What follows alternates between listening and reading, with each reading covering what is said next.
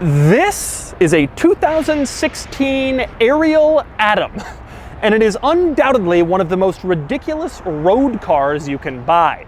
Now, when you look at it, it doesn't look like a road car. It looks like a race car, or maybe a big go-kart, the big brother of something you would drive at one of those indoor go-karting places where one guy goes every weekend and takes it way too seriously.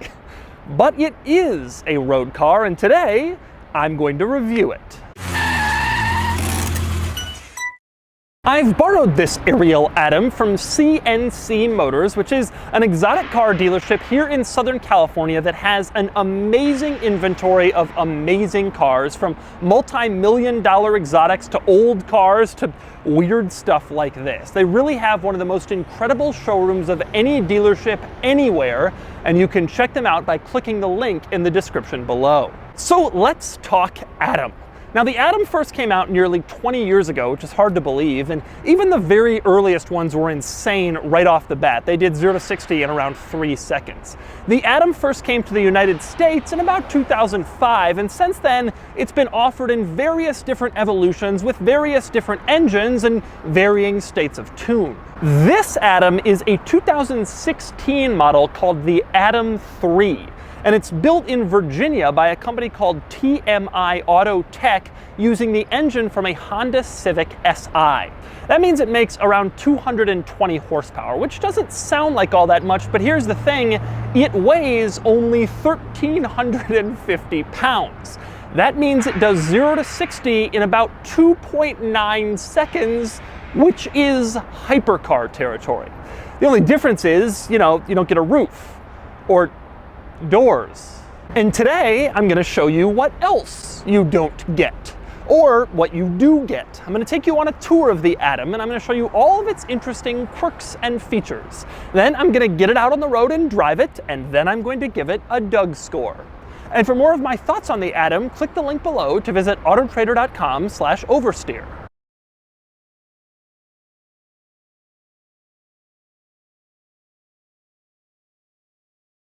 All right, I'm going to start the quirks and features of the Atom by simply getting in, which is harder than you might think because it has no doors. Instead, it has these big black tubes going down the side that provide structural rigidity for the body, and they don't open to make the car as stiff as possible, so you have to climb over them, which I will do in a second. But first, a little note about climbing into an Atom. When you do, your first instinct is to put your hand on the windshield. But because this is just sort of an exposed piece of glass, if you do that and then put weight on it, you could break the windshield. So you're not supposed to put your hand on the windshield when you climb into the car. But even though that makes getting into the Atom more difficult, there are two things you can do to make the process easier. One is you can just step on the seat. The seat is not made of some finely crafted leather with beautiful, perfect stitching. Instead, it's this fabric designed to save as much weight as possible. So if you want, you climb right in,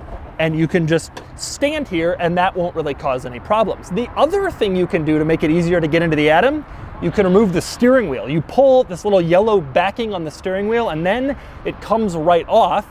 And you can pull the wheel out, you have it right here, and that makes it really easy to get your body in and get your knees under the gauge cluster, and now you're in the Atom. And once you're in this position of the Atom, of course, it's time to put the steering wheel back on, fire up the car, and get going, except there's a problem. You see, if you've already gotten into this position and you haven't already begun the ignition process, then you're screwed. That's because the first step of the ignition process is outside the car. There's a little kill switch in front, directly in front of the windshield, and you stick on this little red plastic piece and turn it, and that turns on the battery. When it's turned the opposite direction, the car is completely off, the battery is disconnected, and you can't possibly start it. Now, once you've turned on the car with that little red tool, there's no key to start it. So basically, that kill switch is your key. And that's how you know you're in a hardcore car, when the battery cutoff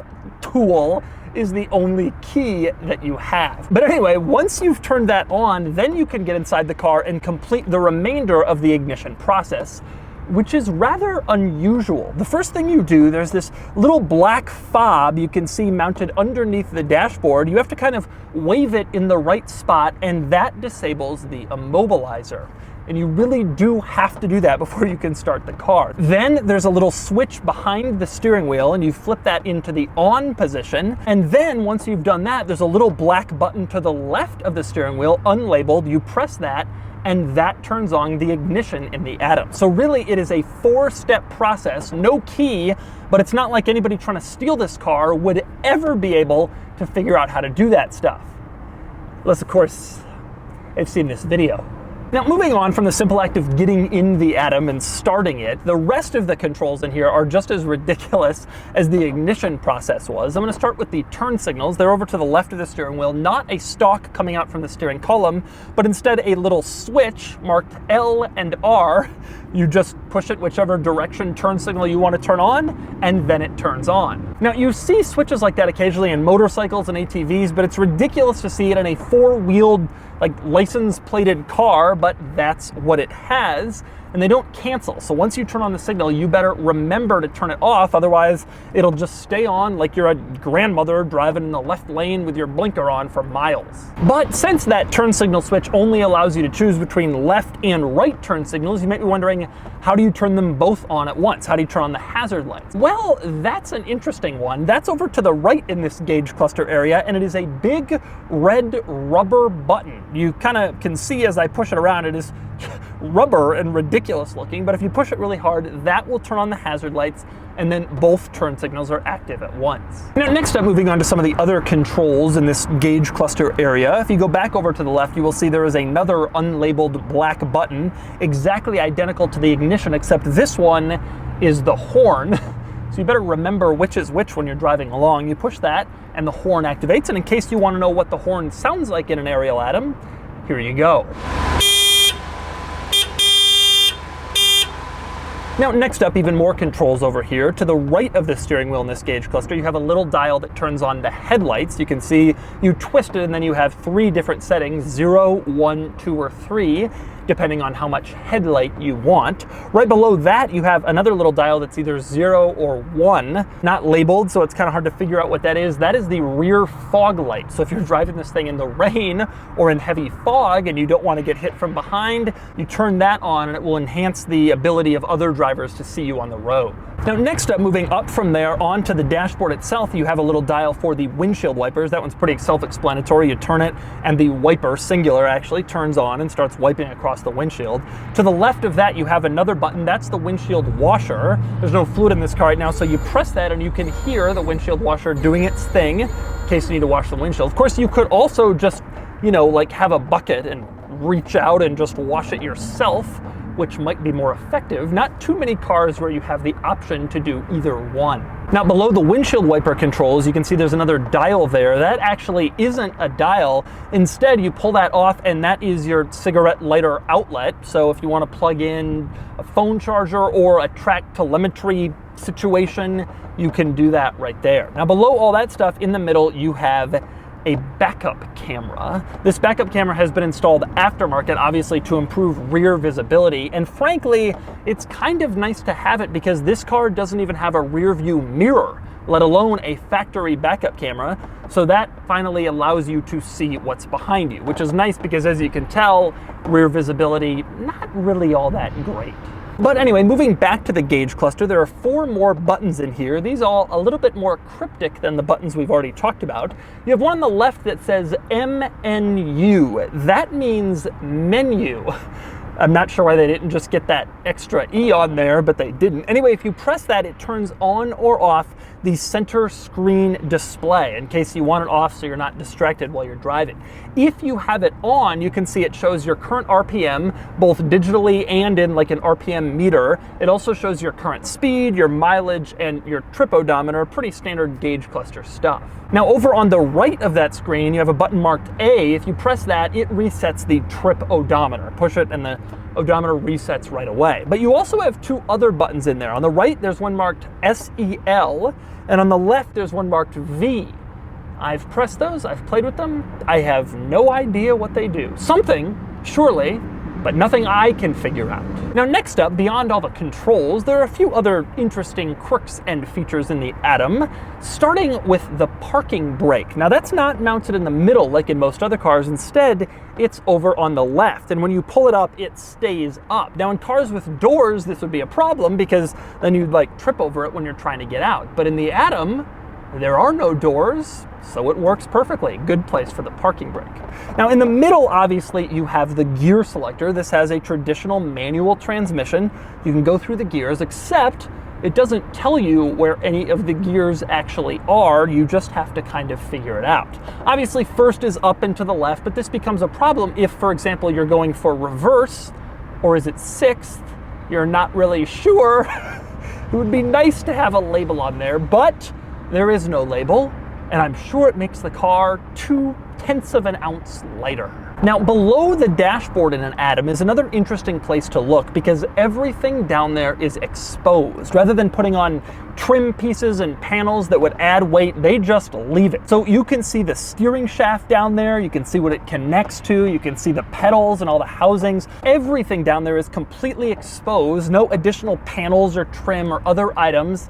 They don't care about that stuff. They just want to make the lightest, simplest, fastest car possible. And on that note, let's talk about the seats. This car has some nice grippy sport seats like you'd want. As I mentioned, it has a specific fabric designed to save weight and probably also to keep you from sliding around. There's no hand-stitched leather here.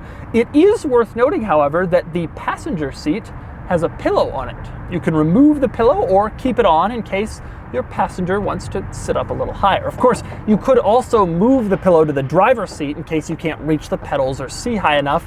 Although this thing is so small, I suspect there's little chance of that happening. And speaking of the seats, it's worth noting that the Atom comes with race-style seat belts. These are not 6-point belts that all buckle into one center buckle. Instead, they buckle at your lap like normal seat belts, but they do go both over your shoulder like you'd expect a seat belt in kind of a racing car, which fits in with the ethos of the Atom. And finally, one other interesting Atom item worth noting on the inside would be the mirrors. There are 2 rear view wing mirrors in the Atom, and of course they are not power adjustable. Instead, you manually put them in exactly the position you want. It's also worth noting they are unbelievably small, probably the single smallest wing mirrors I have ever seen in any car I have ever tested. They're just ridiculously small. We'll see how they do for visibility in a minute when I get this out on the road. And next up, we move on to the outside of the Atom. And the first thing you notice when you look at an Atom is frankly that it looks like a race car. I'm serious, it really looks like an open wheel race car. This is the closest looking thing to like an Indy car that you will ever see with a license plate driving along on the road. It's really quite incredible. Now, 2 of the main things that contribute to that are this front spoiler up front. You can see this big spoiler going across the nose of the Atom. And in back, you have another big spoiler high up going across the back, just like an Indy car or a Formula 1 car. Those really make it look race car-ish. Now, it's worth noting that those spoilers are not standard on every Atom, but this one has them as options to make it especially race car-like and track focused. Now next I want to focus more on some of the Atom's most interesting exterior quirks and features, and I'm going to start up front, specifically with this panel here. You'll notice at the top it has a couple of little screws with hoops kind of keeping it in place. If you unscrew those hoop screws, you take them out, you can pull this panel off and it reveals a tiny storage area underneath. So this car is not completely impractical, just very impractical. There is some storage. Now, next to that little panel, you can see the suspension. The Atom has inboard suspension. Most cars have their suspension right at the wheel. This thing moves it in. The advantage there is packaging. By moving it in, you can keep it within the body and make the car more aerodynamic and make the whole wheel area a little bit smaller. So that's exactly what they've done here. One other interesting item in the front of the Atom is the headlights, which are mounted on a post coming off of the structural bit that holds the wheel and tire on the car. Now you can see this post is a little bit flimsy. You can kind of shake it if you want. And you can also see these headlights are incredibly small. Now, like I showed you before, you have 3 different types of headlight on that little switch inside. If you turn it to 1, some very dim parking lights come on. 2 is the regular headlights. And then 3 is the high beams. And that's what the headlights look when they're on in the Atom, pretty small. Smaller still though are the turn signals. You put those on and look how tiny they are in this little post. They are absolutely ridiculous turn signals, but they're there, and they pretty much have to be if you actually want to drive this thing on the road legally. And finally, we move around to the back of the Atom, which has a couple of interesting quirks and features of its own, starting with the lighting back here. There is a brake light and a turn signal integrated into the same little circle, somehow even smaller than what you get up front. This stuff is barely visible back here, but it is here, satisfying whatever regulations are necessary to bring this on the road. Now, the other interesting thing back here is how accessible the engine is. Once again, you have these little screws with hoops. You can just turn them all and easily access basically any part of the engine. But it is worth noting that even with the little pieces of bodywork in place, you can pretty much access all of the engine. If you come around to the back, there's not much covering any part of the engine, and you really have good access in this car. Again, not much bodywork, designed to save weight and keep it simple. And the final interesting item in the back of the Atom, if you look back here, one of the first things you'll notice is there's a license plate on this car. And I've mentioned many times, this thing is street legal. You can drive it on the road. So let's talk about how that happens. Even here in regulation-heavy California, which is not always the most friendly to car enthusiasts, there's an exemption for kit cars that allows a certain number of kit cars to be registered every year on a first-come, first-served basis. And this is one of those cars that was registered as a kit car. And so even here in California, this thing can be driven around completely legally. I'm not sure it's entirely legal in all states. Some may have differing regulations about a vehicle like this, but at least in some states, and probably most states, you can put a license plate on this and drive it around just like it's a Toyota Camry, which it very much isn't. And so those are the quirks and features of the Ariel Atom 3. Now it's time to get it out on the road and see how it drives. All right, driving the Atom. I hope you can hear me. There's a lot of wind going on. It doesn't feel quite as go-karty as I thought. It feels a little more substantial than that. You're not that low. I've definitely been in exotic cars where you sit lower than this, but you are really open, really exposed.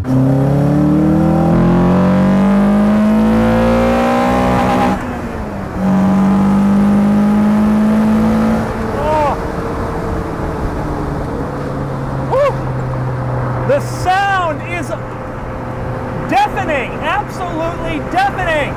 I can't believe that anyone would ever drive this without earplugs. At full throttle, you can't hear a thing because of the engine, not because of the wind, although that's no fun either. Well, that was probably the most interesting highway drive I've ever had in any car. A couple of thoughts. One, it is so loud. It is definitely loud under acceleration. You can't hear a thing. It's so excessively loud. I don't want to accelerate hard ever again in this car. You just feel it against your eardrum. It's excessive. Number two, you do feel very exposed, very open, although not as exposed and open as I was thinking you would. These bars down the side actually do a decent job of making you feel a little protected. It's just this thing is excessive. I mean, you get a sense of what race car drivers go through. It takes a lot. It's a lot of effort.